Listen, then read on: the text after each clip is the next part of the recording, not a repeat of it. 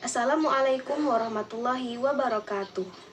Waalaikumsalam warahmatullahi wabarakatuh.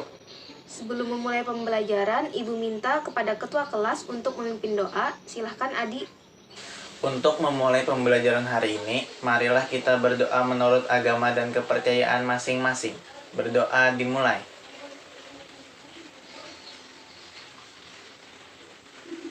Berdoa selesai. Amin. Terima kasih. Selanjutnya Ibu akan mengecek presensi apakah ada yang tidak hadir hari ini. Lengkap, Bu. Oke, hadir semua ya.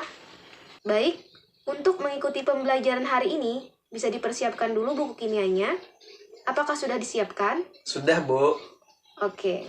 Sebelumnya, ada yang tahu apa itu kimia dan bagaimana perannya dalam kehidupan? Ya, silahkan Gandhi. Menurut saya, kimia itu berbahaya, Bu. Contohnya, bom. Oke. Sebenarnya tidak semua bahan kimia itu berbahaya. Tapi ada juga bahan kimia yang bermanfaat untuk kita. Contohnya itu seperti udara yang kita hirup, yaitu oksigen, air yang kita minum, nasi yang kita makan. Semua itu merupakan zat kimia yang bermanfaat untuk kita. Untuk itu, tujuan dari pembelajaran hari ini yaitu untuk mengetahui hakikat ilmu kimia, perannya dalam kehidupan, metode ilmiah, keselamatan dan keamanan kerja di laboratorium. Sebelumnya, Ibu bagi kelompok diskusi dulu yang terdiri dari 4 orang. Kelompok yang pertama ada Gandhi, Ilham, Adi, dan Aldo. Kelompok yang kedua ada Bian, Zain, Tommy, dan Rafa. Bisa dipahami? Paham, Bu?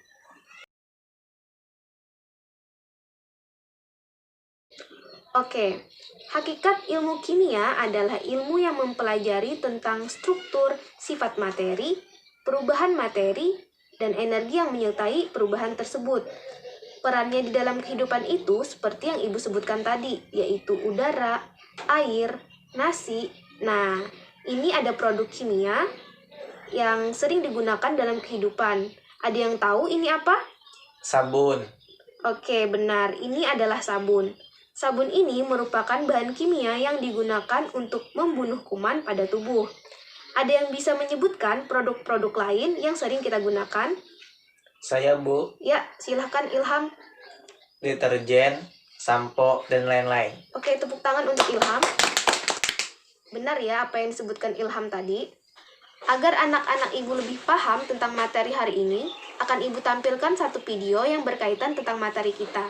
Silakan disimak dan diamati dengan baik.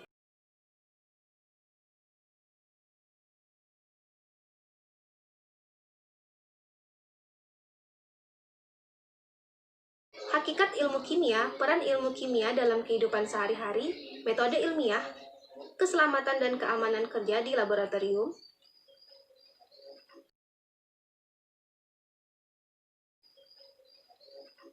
Hakikat ilmu kimia. Kimia berasal dari bahasa Arab, yaitu alkimia yang artinya perubahan materi. Ilmu kimia adalah bagian ilmu pengetahuan alam yang mempelajari struktur, sifat materi, perubahan materi, dan energi yang menyertai perubahan tersebut. Artinya, hakikat ilmu kimia sendiri terlingkup dalam 4 hal tersebut, yakni struktur materi, sifat materi, perubahan materi, dan energi yang menyertai perubahan tersebut. Melalui ilmu kimia, kita mengenal adanya obat-obatan dan lain sebagainya. Nah, adapun peranan ilmu kimia dalam berbagai bidang. Yang pertama, bidang kesehatan dan kedokteran, yaitu pembuatan obat dan vaksin. Yang kedua, bidang pangan dan pertanian, seperti pembuatan pupuk dan lainnya.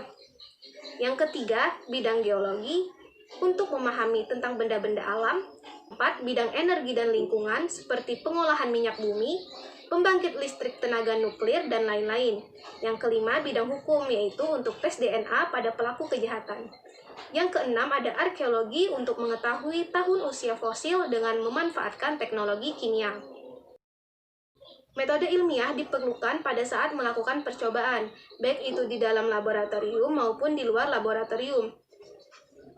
Metode ilmiah adalah suatu urutan langkah-langkah ilmiah yang digunakan oleh ilmuwan untuk memecahkan masalah.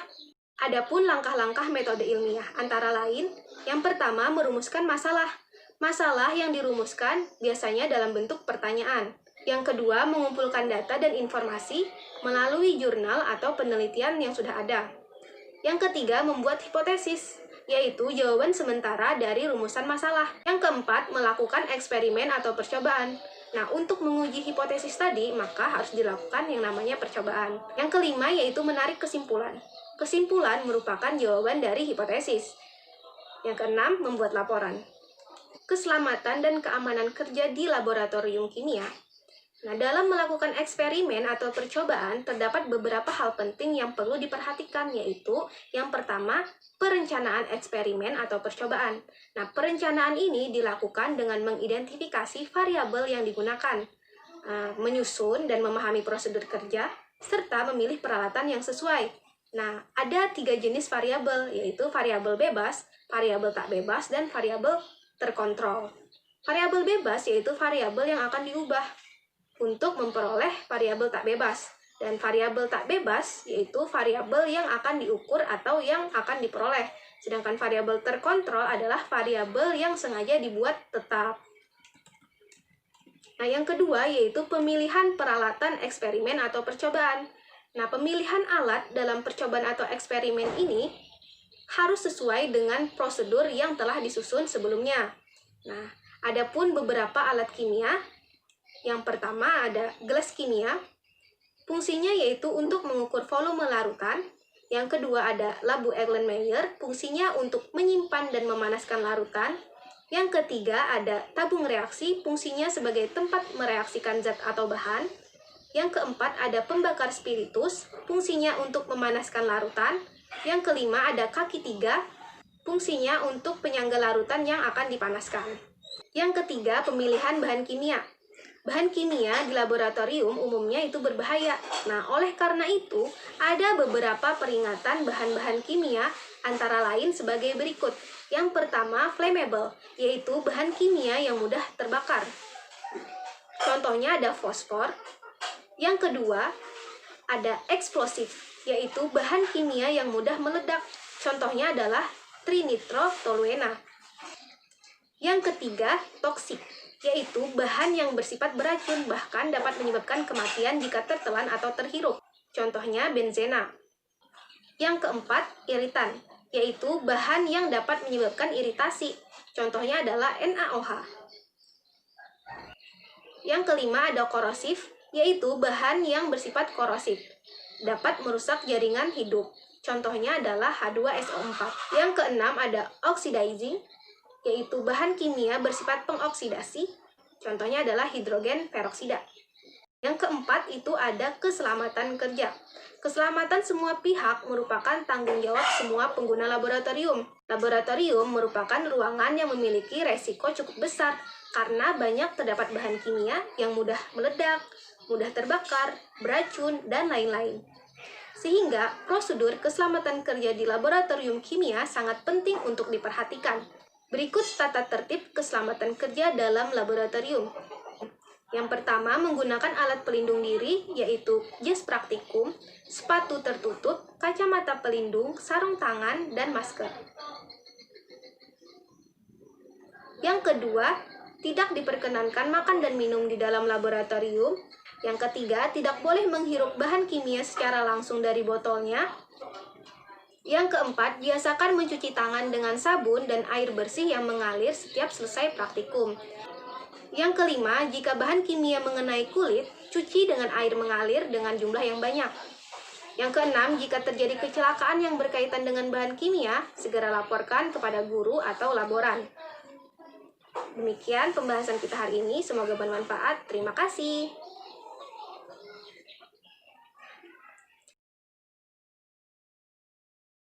Dari video tadi, apakah ada yang ingin ditanyakan? Tidak ada, Bu. Oke, tidak ada ya. Nah, di sini Ibu ingin bertanya tentang video tadi. Nah, ada yang bisa menyebutkan apa saja sih peran dari ilmu kimia dalam kehidupan sehari-hari? Saya, Bu. Oke, silahkan Aldo. Peran ilmu kimia dalam kehidupan sehari-hari itu ada di berbagai bidang, salah satunya kesehatan, seperti pembuatan obat atau vaksin. Oke, tepuk tangan untuk Aldo. Benar ya apa yang disampaikan Aldo tadi. Untuk mengetahui pemahaman anak-anak Ibu tentang materi hari ini, Ibu akan membagikan LKS untuk setiap kelompoknya. Anak-anak Ibu bisa mengumpulkan informasi dari berbagai macam literatur, baik itu jurnal ataupun artikel, dan lain sebagainya. Nah, waktu berdiskusi dan menjawab LKS-nya, Ibu berikan selama 30 menit. Nah, sampai sini ada yang ingin ditanyakan? Tidak ada, Bu. Oke, silahkan didiskusikan dan dikerjakan LKS-nya. Baik, Bu.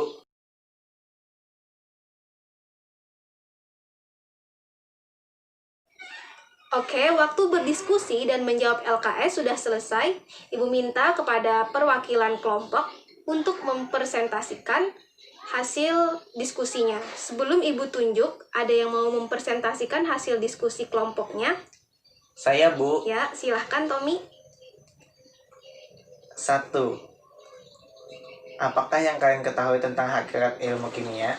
Jawabannya, ilmu kimia adalah bagian ilmu pengetahuan alam yang mempelajari struktur dan sifat materi, perubahan materi, dan energi yang menyertai perubahan tersebut. Artinya, hakikat ilmu kimia sendiri terlingkup dalam 4 hal tersebut, yakni struktur materi, sifat materi, perubahan materi, dan energi yang menyertai perubahan tersebut. Oke. Untuk soal yang pertama ini, bagaimana dengan kelompok yang lain? Apakah ada jawaban yang berbeda? Sama, Bu. Oke, sama ya. Oke, lanjut ke soal yang nomor 2, Tommy. 2. Sebutkan dan jelaskan peranan ilmu kimia di berbagai bidang. Jawabannya, peranan ilmu kimia dalam bidang lainnya. 1. Bidang kesehatan dan kedokteran, seperti pembuatan obat-obatan, pembuatan vaksin, dan lain-lain. 2. Bidang pangan dan pertanian, seperti pembuatan pupuk, penggunaan mikroorganisme atau bakteri pada pengolahan makanan, dan lain-lain. 3. Bidang geologi, untuk memahami tentang benda-benda alam. 4. Bidang energi dan lingkungan, seperti pengolahan minyak bumi, pembangkit listrik tenaga nuklir, dan lain-lain. 5. Bidang hukum, untuk tes DNA pada pelaku kejahatan. 6. Bidang arkeologi, untuk mengetahui tahun usia fosil dengan memanfaatkan teknologi kimia.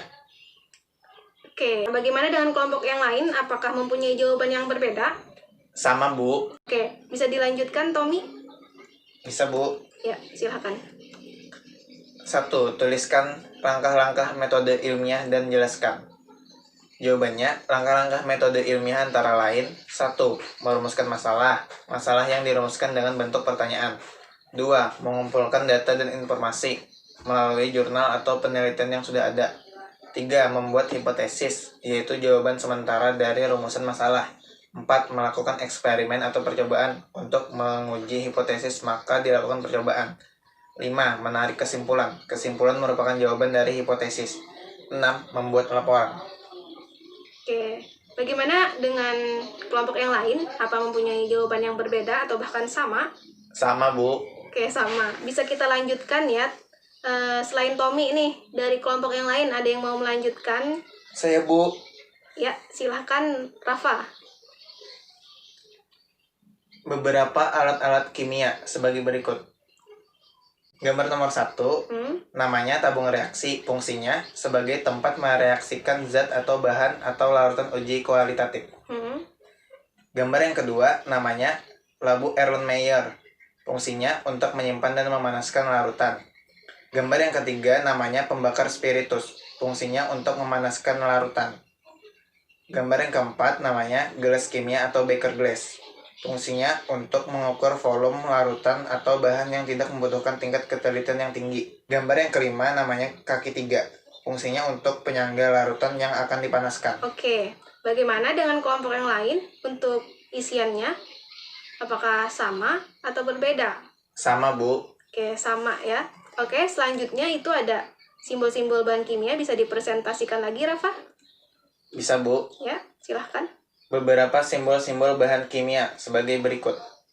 Simbol yang nomor 1, namanya flammable, yaitu bahan kimia ini mudah terbakar dengan api bunsen, permukaan metal panas, atau loncatan bunga api. Contohnya, fosfor, karbon disulfida.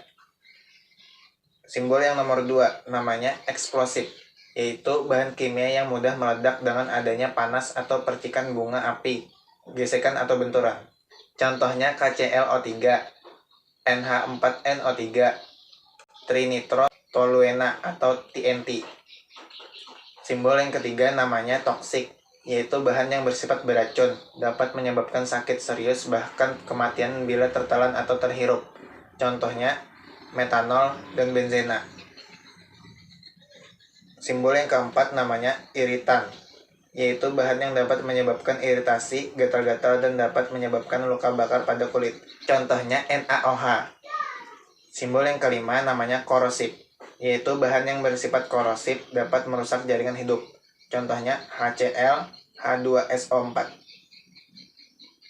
Simbol yang keenam namanya oxidizing, yaitu bahan kimia bersifat pengoksidasi dapat menyebabkan kebakaran. Contohnya hidrogen peroksida. Oke, bagaimana dengan kelompok yang lain? Apa mempunyai jawaban yang berbeda? Sama, Bu. Oke, sama.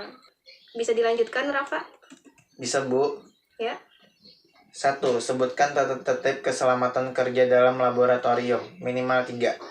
Jawabannya, tata tertib yang ada di laboratorium kimia antara lain: 1. Menggunakan alat pelindung diri, yaitu jas praktikum, sepatu tertutup, kacamata pelindung, sarung tangan, dan masker. 2. Tidak diperkenankan makan dan minum di dalam laboratorium. 3. Tidak boleh menghirup bahan kimia secara langsung dari botolnya. Oke, bagaimana dengan kelompok yang lain? Apakah mempunyai jawaban yang sama atau bahkan berbeda? Sama, Bu. Oke, alhamdulillah sama ya. Tepuk tangan dulu untuk kita karena sudah bisa menjawab LKS dengan tepat dan benar. Oke, bisa dikumpulkan dulu LKS-nya di meja Ibu. Baik, Bu. Ya, silahkan. Baik, dari hasil diskusi tadi, ada yang mau menyimpulkan materi kita pada hari ini? Saya, Bu. Oke, silahkan Aldo. Kesimpulan. 1. Hakikat ilmu kimia. Ilmu kimia adalah bagian ilmu pengetahuan alam yang mempelajari struktur dan sifat materi, perubahan materi dan energi yang menyertai perubahan tersebut. 2. Peran kimia dalam kehidupan sehari-hari ada berbagai bidang, yaitu bidang kesehatan dan kedokteran, bidang pangan dan pertanian, bidang geologi, bidang energi dan lingkungan, bidang hukum, dan bidang arkeologi. 3. Langkah-langkah metode ilmiah antara lain: 1. Merumuskan masalah. 2. Mengumpulkan data dan informasi. 3. Membuat hipotesis. 4. Melakukan eksperimen atau percobaan. 5. Menarik kesimpulan. 6. Membuat laporan. 4. Keselamatan dan keamanan kerja di laboratorium kimia antara lain: 1. Perencanaan eksperimen atau percobaan. 2. Pemilihan peralatan eksperimen atau percobaan. 3. Pemilihan bahan kimia. 4. Tata tertib keselamatan kerja dalam laboratorium. Oke, tepuk tangan untuk Aldo. Tepat sekali kesimpulannya ya. Sampai sini dulu pembelajaran kita. Ada yang ingin ditanyakan? Tidak ada, Bu. Karena tidak ada, Ibu akan melakukan refleksi tentang pembelajaran hari ini. Ibu minta kepada Bian sebutkan apa saja sih yang didapat dari pembelajaran hari ini. Hakikat ilmu kimia. Ilmu kimia adalah bagian ilmu pengetahuan alam yang mempelajari struktur dan sifat materi, perubahan materi, dan energi yang menyertai perubahan tersebut. Selanjutnya, Ibu minta kepada Zain untuk menyebutkan apa saja sih yang didapat dari pembelajaran hari ini. Peran kimia dalam kehidupan sehari-hari ada berbagai bidang, yaitu bidang kesehatan dan kedokteran, bidang pangan dan pertanian, bidang geologi, bidang energi dan lingkungan, bidang hukum, dan bidang arkeologi. Oke, terima kasih. Untuk menguji pemahaman anak-anak Ibu berikan soal latihan ya, atau tugas di halaman 15. Bisa dijawab di buku latihannya, dikumpulkan minggu depan di meja Ibu. Bisa dipahami? Bisa, Bu.